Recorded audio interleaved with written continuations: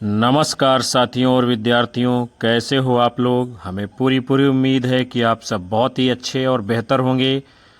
आप लोग एक बार पुनः विजिट कर चुके हो दीपक लक्ष्य एजुकेशनल चैनल के ऊपर, जहां पर आप सभी लोगों को लगातार आप लोगों के लक्ष्य को मद्देनज़र रखते हुए कक्षाएं संप्रेषित की जाती हैं।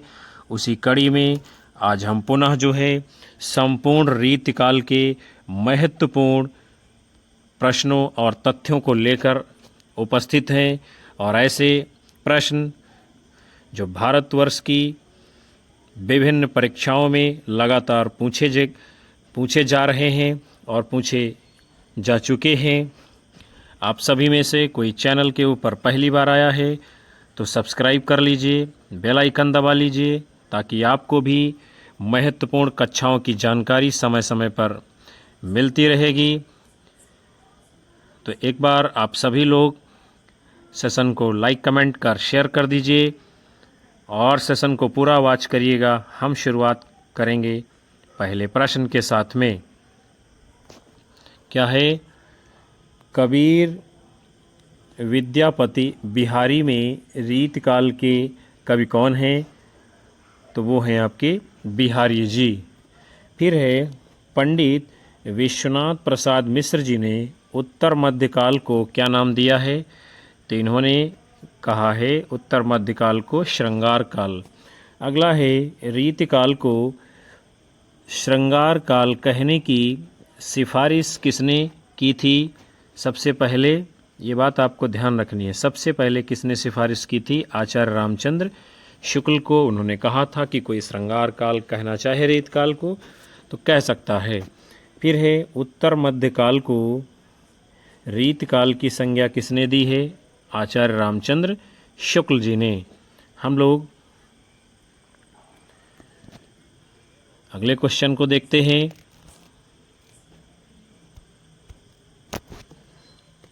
बिहारी, मतिराम, घनानंद, भूषण, रसनिधि, बोधा, आलम, भूषण देव, सेनापति, पद्माकर, ये सभी लोग किस काल के कवि हैं? तो आप लोगों को ज्ञात है कि रीतकाल के कवि हैं।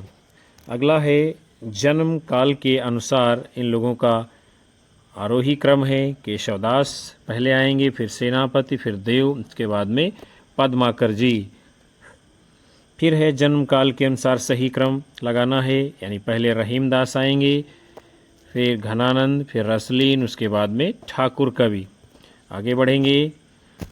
फिर अगला आपका क्वेश्चन है जन्म काल के अनुसार यहाँ पर भी सही क्रम लगाना है। तो पहले बिहारी आएंगे, फिर भूषण आएंगे, फिर मतिराम आएंगे, उसके बाद में देव जी। अगला है रीति काल की सर्वाधिक व्यापक प्रवृत्ति कौन सी है? तो वो है नायिका भेद और श्रृंगार रस का विवेचन। फिर है रीतकालीन कवियों की काव्य भाषा कौन सी थी? तो वो है ब्रज भाषा। फिर है रीतयुगीन कवियों का सर्वाधिक जो है प्रिय छंद कौन सा रहा है? तो सबसे प्रिय छंद है रीतकालीन कवियों का वो है सवैया। कौन सा है? सवैया। फिर हम सभी लोग जो है आगे बढ़ेंगे। अगला है ब्रज भाषा में श्रृंगारी कवियों की परंपरा में इन्हें अंतिम प्रसिद्ध कवि समझना चाहिए। आचार्य रामचंद्र शुक्ल का यह कथन जो है किस के संदर्भ में है? तो ये है द्विजदेव के संदर्भ में, जिसके बारे में शुक्ल जी कहते हैं कि ब्रज भाषा के श्रृंगारी कवियों की परंपरा में इन्हें अंतिम प्रसिद्ध कवि समझना चाहिए। फिर उसके बाद में है आचार्य रामचंद्र शुक्ल जी ने रीतिकाल का प्रवर्तक किसको माना है? तो आचार्य शुक्ल जी ने रीतकाल का प्रवर्तक किसको माना है? तो वे हैं आचार्य चिंतामणि जी। फिर उसके बाद में हम लोग आगे बढ़ते हैं। हिंदी रीति ग्रंथों की परंपरा चिंतामणि से चली, अतः रीतिकाल का आरंभ उन्हीं से मानना चाहिए। ये कथन किसका है? आचार्य रामचंद्र शुक्ल जी का। रीतिकाल का समय कब से कब तक है? तो 1700 से 1900 विक्रम संवत तक आचार्य रामचंद्र शुक्ल के अनुसार रीतिकाल का समय माना गया है। फिर अगला है, आचार्य रामचंद्र शुक्ल जी ने उत्तर मध्यकाल को यानी क्या नाम दिया है? तो आचार्य रामचंद्र शुक्ल जी ने उत्तर मध्यकाल को रीतिकाल कहा है। फिर है, रीतिकाल को श्रृंगार काल किसने कहा है? तो वे हैं आचार्य विश्वनाथ प्रसाद मिश्र जी। मिश्र बंधुओं ने जो है रीतिकाल को क्या कहा है? तो मिश्र बंधुओं ने रीतिकाल को क्या कहा है? अलंकृत काल। उसके बाद है, डॉक्टर रमा शंकर शुक्ल रसाल जी ने रीतिकाल को क्या कहा है? तो इन्होंने कहा है रीतिकाल को कला काल। फिर हम लोग जो है आगे बढ़ते हैं। उसके बाद में हम लोग रीतिबद्ध काव्यधारा के प्रमुख प्रश्नों को जानेंगे। केशवदास के बारे में रामचंद्र शुक्ल जी के कथन कौन कौन से हैं? बहुत ही बार परीक्षा में लगातार पूछे जाते हैं। तो उन्होंने कहा है कि केशव को कभी हृदय नहीं मिला था। फिर उन्होंने कहा है उनमें वो सहृदयता और भावुकता न थी जो एक कवि में होनी चाहिए। और उसके साथ कहते हैं वे संस्कृत साहित्य से सामग्री लेकर पांडित्य और रचना कौशल की धाक जमाना चाहते थे। ये सभी बातें आचार्य रामचंद्र शुक्ल जी ने किसके विषय में कही है? केशवदास के संदर्भ में। फिर हम लोग जो है आगे बढ़ते हैं। शिवा को बखानो कि बखानो छत्रसाल को। इसमें जो है शिवा का अर्थ क्या है? शिवाजी से। फिर आपका है, भूषण काव्य में जिस काव्य गुण की प्रधानता मानते हैं वो कौन सा काव्य गुण है? तो वो है आपका ओज गुण। फिर है आपका रस विलास, भाव विलास, भवानी विलास और चित्राधार में इनमें से जो है देव की कौन सी रचना नहीं है?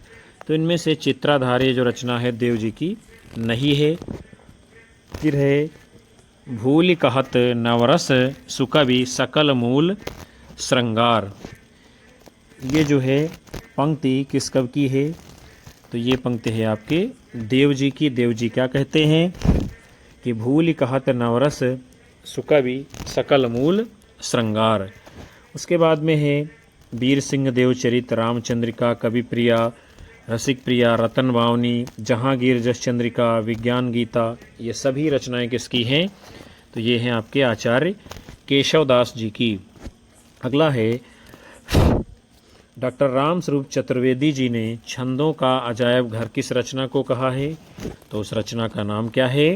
रामचंद्रिका। फिर हम सभी लोग जो है आगे बढ़ते हैं। जो है आपका अगला क्वेश्चन है, केशवदास को कठिन काव्य का प्रेत किसने कहा है? आपको बताना है। तो आप सभी लोग पूर्व में परिचित हैं इस क्वेश्चन से। केशवदास को कठिन काव्य का प्रेत किसने कहा है? तो उनका नाम क्या है? आचार्य रामचंद्र शुक्ल जी। इन्होंने केशवदास को कठिन काव्य का प्रेत माना है। फिर आपका अगला क्वेश्चन है, भाषा भूषण ये जो है ग्रंथ किसका है? तो ये इसको लिखा है महाराजा जसवंत सिंह जी ने। फिर है, हिंदी के प्रथम अलंकार निरूपक आचार्य कौन हैं? तो उनका नाम है केशव दास जी। अगला है आपका वेदांती मिश्र, ये उपनाम किसका है? तो ये उपनाम है वेदांती मिश्र केशवदास जी का। फिर है, भाषा बोल न जानी जिनके कुल के दास, ये पंक्ति किसकी है? केशवदास की। अगला है, जदपि सुजाति सुलक्षणी सुवरन सरस सुवृत्त भूषण बिन न विराजई कविता वनिता मित्त, ये पंक्ति किसकी है? आचार्य केशवदास जी की। फिर उसके बाद में हम लोग अगले क्वेश्चन को देखते हैं। रीतिकाल को सर्वप्रथम श्रृंगार काल नाम रखने का सुझाव किसने दिया है? तो रीतिकाल को सर्वप्रथम श्रृंगार काल नाम रखने का सुझाव किसने दिया है? तो वे हैं आपके आचार्य रामचंद्र शुक्ल जी। कौन है? आचार्य रामचंद्र शुक्ल जी। फिर आपका अगला क्वेश्चन है, आचार्य भिखारी दास कृत प्रमुख काव्य शास्त्रीय ग्रंथ कौन सा है? तो वो है काव्य निर्णय और रस सारांश। कौन सा है? काव्य निर्णय और रस सारांश। फिर जो है आपका अगला क्वेश्चन है, श्रृंगार निर्णय के रचनाकार कौन है? तो ये कृति है आपके रीतिबद्ध कवि भिखारी दास जी की। अगला है, शतरंज शतिका कृति के रचनाकार कौन है? तो ये है भिखारी दास जी की प्रसिद्ध रचना। आगे बढ़ते हैं, रस कविता को अंग है, भूषण है, भूषण सकल। काव्य के संदर्भ में ये पंक्ति किसकी है? तो ये है भिखारी दास जी की। अगला है, सगुण अलंकारन सहित दोष रहित जो होए, शब्द अर्थ वारो कवित विबुध कहत सब कोय। इस काव्य पंक्ति के रचनाकार कौन है? आचार्य चिंतामणि जी। फिर है अगला, कविकुल कल्पतरु, काव्य विवेक, काव्य प्रकाश और रसमंजरी, ये सभी रचनाएं किसकी हैं? आचार्य चिंतामणि त्रिपाठी जी की। आगे बढ़ते हैं हम लोग। आप सभी का अगला क्वेश्चन है कि रसमंजरी ये जो रचना है इसको किसने लिखा है? तो रसमंजरी ये प्रसिद्ध यानी क्या है, पूछा जा रहा है किस प्रकार का ग्रंथ है? आयुर्वेद संबंधी ये ग्रंथ है। अगला है, पौन मया करि घूंघट टारे, दया कर दामिनी दीप दिखावे। इस काव्य पंक्ति के रचनाकार कौन है? तो ये काव्य पंक्ति है आपके नागरीदास जी की। फिर अगला है, नागरीदास, इनका जो है किसका ये नाम है? महाराज जसवंत सिंह का।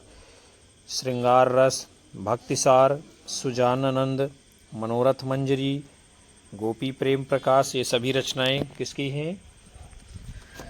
तो इन सभी रचनाओं के रचनाकार कौन हैं? आपके नागरीदास जी। उसके बाद में है, मतिराम के काव्य ग्रंथ हैं फूल मंजरी, रसराज, साहित्यसार, लक्षण श्रृंगार, मतिराम सतसई इत्यादि। फिर अगला क्वेश्चन है आपका, मतिराम द्वारा रचित ग्रंथ ललित ललाम है, यानी इसका विषय क्या है? तो ललित ललाम ये जो रचना है मतिराम जी की, इसका प्रमुख विषय क्या है? ये है अलंकार विषय का प्रमुख ग्रंथ। फिर उसके बाद में हम लोग जो है अगले महत्वपूर्ण प्रश्नों को देखते हैं। रीतिकालीन कवि भूषण की कविता का मुख्य संवेदनात्मक स्वर यानी किस प्रकार का रहा है? तो रीतिकालीन कवि जो आपके भूषण जी हैं, उनकी कविता का प्रमुख संवेदनात्मक स्वर कौन सा रहा है? तो वो है प्रशस्तिपरक या वीरतापूर्ण कविताएं इन्होंने की है। फिर अगला है, शिवराज भूषण शिवा बावनी छत्रसाल दशा की ये ग्रंथ किसके हैं? तो इसको लिखा है आपके भूषण जी ने। फिर अगला है, भूषण को कवि भूषण की उपाधि किसने प्रदान की थी? तो कवि भूषण को भूषण की उपाधि प्रदान करने वाले कौन हैं? उनका नाम है चित्रकूट के राजा रुद्रशाह सोलंकी जी। उसके बाद में हम सभी लोग फिर अगले क्वेश्चन को देखते हैं। भूषण को हिंदू जाति का प्रतिनिधि कवि कहा जाता है, यानी किसने कहा है भूषण को हिंदू जाति का प्रतिनिधि कवि? तो वे हैं आपके आचार्य रामचंद्र शुक्ल जी। फिर है, भूषण दरबारी कवि थे। किसके दरबारी कवि थे? तो भूषण ये आपके जो है राजा छत्रसाल और शिवाजी, इनके जो है दरबारी कवि माने गए हैं। फिर उसके बाद में आप सभी लोगों का अगला क्वेश्चन है, भूषण जी का वास्तविक नाम क्या है? तो भूषण का असली नाम क्या है? आप सभी लोग जानते होंगे, इनका असली नाम है घनश्याम। क्या है? घनश्याम। फिर उसके बाद में आपका अगला क्वेश्चन है शिवराज भूषण। शिवराज भूषण ग्रंथ में यानी किसका वर्णन किया गया है? तो ये अलंकार विषय ग्रंथ है और इसमें लगभग 105 अलंकारों का चित्रण किया गया है। कितने? 105 अलंकारों का चित्रण किया गया है। फिर अगला है गंग कवि का जन्म स्थान कहाँ है? तो इनका जन्म स्थान कहाँ माना गया है? इटावा, उत्तर प्रदेश में। अगला क्वेश्चन है आप सभी का, तुलसी गंग दुओ भे सुकविन के सरदार, इनके काव्यन में मिली भाषा विविध प्रकार। इस पंक्ति को किसने कहा है? भिखारी दास जी ने। फिर आप सभी का अगला क्वेश्चन है, नयन नचाए कही मुस्काए लला फिराइयो खेलन होरी। इस काव्य पंक्ति के रचनाकार कौन है? तो ये प्रसिद्ध काव्य पंक्ति किसकी है? आपके पद्माकर जी की। फिर हम सभी लोग आगे बढ़ेंगे अगले क्वेश्चन की ओर। गंगा लहरी तथा जगत विनोद कृति के रचनाकार कौन है? किसकी है ये कृतियाँ? गंगा लहरी और जगत विनोद। तो इसके लेखक कौन है? किसने लिखा है? यानी पद्माकर जी ने। फिर उसके बाद में आप सभी लोगों का अगला क्वेश्चन है प्रबोध पचासा। प्रबोध पचासा ये जो ग्रंथ है इसको लिखने वाले कौन है? तो प्रबोध पचासा ये आपका ग्रंथ किसका है? ये भी है पद्माकर जी का। फिर अगला है पद्माभरण। ये एक रचना किस प्रकार की है? तो ये है आपका अलंकार विषयक ग्रंथ। कैसा है? अलंकार विषयक। फिर है अगला शोभा सरसानी ना बखाने जात केहू भांति। इस काव्य पंक्ति के यानी रचनाकार कौन है? ये काव्य पंक्ति किसकी है? तो इसको लिखा है सेनापति जी ने। फिर हम लोग जो है देव कवि की रचनाओं को देखते हैं। कौन कौन सी देव जी ने रचनाएं लिखी हैं? तो काव्य रसायन, भाव विलास, अष्टयाम, जाति विलास, सुजान विनोद, सुख सागर, तरंग और पावस विलास इत्यादि। ये सभी प्रसिद्ध रचनाएं किसकी हैं? तो इसको लिखा है आपके देव कवि जी ने। फिर उसके बाद में आप सभी का जो है अगला क्वेश्चन है भूल कहतर नवरस सुकवि सकल मूल श्रृंगार। यानी ये उक्त किसकी है? देव कवि जी की। फिर लक्षण ग्रंथों की रचना करने वाले कवि हैं भिखारी दास, ग्वाल कवि, देव कवि इत्यादि। अगला है उसके बाद में मतिराम की भाषा किस प्रकार की है? तो मतिराम की भाषा है आपकी साहित्यिक ब्रज भाषा। फिर है रीतिबद्ध कवि हैं आपके केशवदास, चिंतामणि, भिखारी दास, देव, मतिराम और पद्माकर। ये सभी किस प्रकार के कवि हैं? रीतकाल के अंतर्गत रीतिबद्ध काव्य धारा के। फिर हम सभी लोग आगे रीति मुक्त काव्य धारा के प्रमुख जो है प्रश्नों को देखेंगे। तो सबसे पहले है प्रेम की पीर ही को लेकर इनकी वाणी का प्रादुर्भाव हुआ। प्रेम मार्ग का ऐसा प्रवीण और धीर पथिक जाम्बादानी का दावा रखने वाला ब्रजभाषा का कोई दूसरा कवि नहीं हुआ है। ये बात आचार्य रामचंद्र शुक्ल जी ने किस कवि को आधार बनाकर कही थी? तो ये बात जो है शुक्ल जी ने घनानंद के बारे में कही है कि प्रेम की पीर को ही लेकर इनकी वाणी का प्रादुर्भाव हुआ और प्रेम मार्ग का ऐसा प्रवीण और धीर पथिक तथा जम्बादानी का दावा रखने वाला ब्रजभाषा का कोई दूसरा कवि नहीं हुआ है। फिर उसके बाद में हम लोग रीति मुक्त काव्य धारा के प्रमुख कवियों को देखेंगे कौन कौन से आते हैं। घनानंद, बोधा, ठाकुर, आलम, द्विजदेव इत्यादि। फिर उसके बाद में आपका अगला क्वेश्चन है यह निसंकोच कहा जा सकता है कि भाषा पर जैसा अधिकार इनका था वैसा और किसी का नहीं। ये कथन आचार्य शुक्ल जी ने किसके संदर्भ में कहा है? तो घनानंद के संदर्भ में। फिर है वियोग श्रृंगार प्रधान मुक्तक कवि कौन है? उनका नाम है घनानंद जी। अगला है घनानंद की रचनाओं की भाषा किस प्रकार की है? तो इनकी रचनाओं की भाषा कैसी है? ब्रज भाषा। कैसी है? ब्रज भाषा। फिर है अगला लोग हैं लागी कवित्त बनावत, मोहि तो मेरे कवित्त बनावत। ये प्रसिद्ध काव्य पंक्ति किसकी है? तो ये है घनानंद जी की। फिर हम सभी लोग जो है अगले क्वेश्चन को देखते हैं। अति सूधो स्नेह को मार्ग है, जहाँ नए कुसयानप बांक नहीं, ये काव्य पंक्ति किसकी है? तो इसके रचनाकार हैं कौन? घनानंद जी, रीतमुक्त कवि। फिर हम सभी लोग आगे बढ़ेंगे। आपका अगला क्वेश्चन है, सीख लीनो मीन मृग खंजन कमल नयन, सीख लीनो जस वो प्रताप को कहानी है। ये काव्य पंक्ति किसकी है? तो ये प्रसिद्ध पंक्तियाँ लिखी हैं आपके ठाकुर कवि जी ने।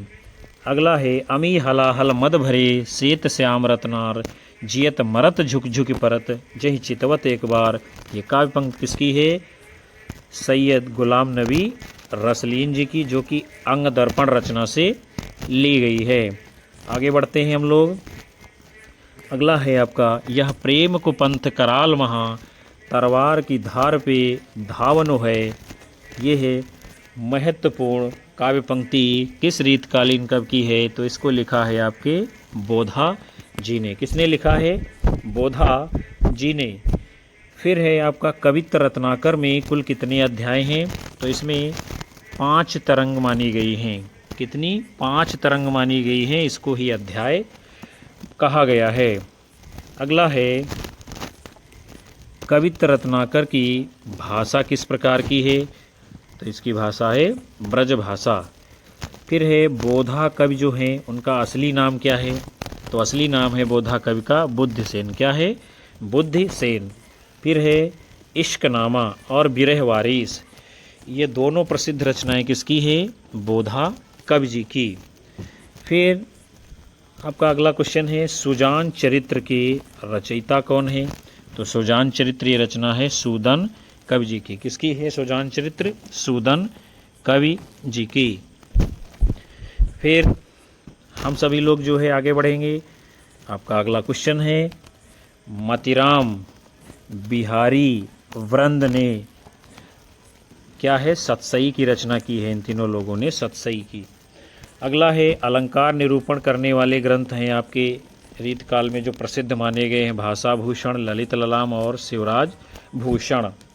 फिर है, रसलीन जो कवि हैं उनका मूल नाम क्या है? सैयद गुलाम नबी।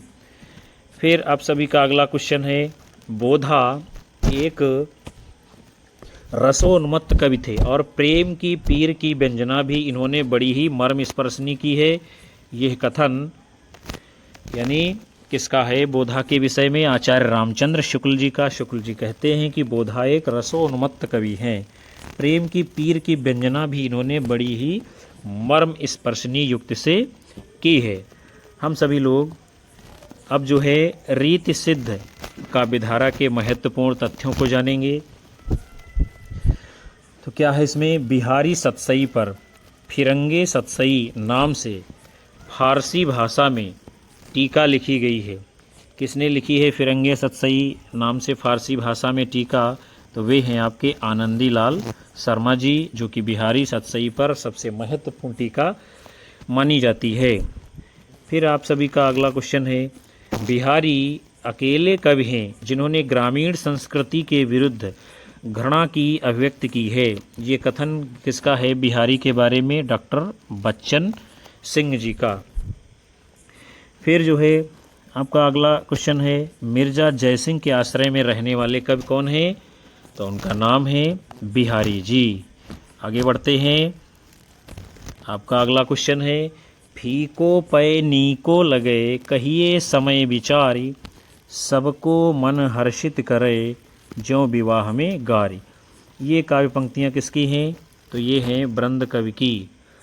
वृंद कवि जी क्या कहते हैं? फीको पय नीको लगे कहिए समय विचारी, सबको मन हर्षित करे ज्यों विवाह में गारी। फिर आप सभी का अगला क्वेश्चन है, बिहारी तथा रसनिधि ये जो है रीति सिद्ध काव्यधारा के कवि हैं। किस काव्यधारा के? रीति सिद्ध काव्यधारा के। आपका अगला क्वेश्चन है, बिहारी अकेले कवि हैं जिन्होंने ग्रामीण संस्कृति के विरुद्ध घृणा की अभिव्यक्ति की है। ये प्रसिद्ध कथन बिहारी के संदर्भ में किसने लिखा है? डॉक्टर बच्चन सिंह जी ने। उसके बाद में आपका जो है अगला क्वेश्चन है, द्रग उर्झत टूटत कुटुम, जुरत चतुर चितप्रीति, परत गांठ दुर्जन हिये, दई नई यह रीति।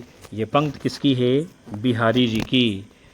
उसके बाद में है सनि कज्जल चख झक लखन उपजो सुदिन स्नेह क्यों न नरपति हुई भोगी हुए लहि सुदेश सब देव। बिहारी के इस दोहे में जो है क्या प्रकट होता है? उनके ज्योतिष ज्ञान की बहुज्ञता। फिर जो है आपका अगला क्वेश्चन है बिहारी सतसई में दोहों की संख्या कितनी है? क्या पूछा जा रहा है? दोहों की संख्या बिहारी सतसई में। तो इसमें जो है 719 जो है दोहे माने गए हैं, कुछ स्रोतों में 713 भी माना गया है, और आपको सामान्य तौर पर 700 दोहों की संख्या भी बताई गई है, जिसके कारण ये सतसई रचना सिद्ध हुई है।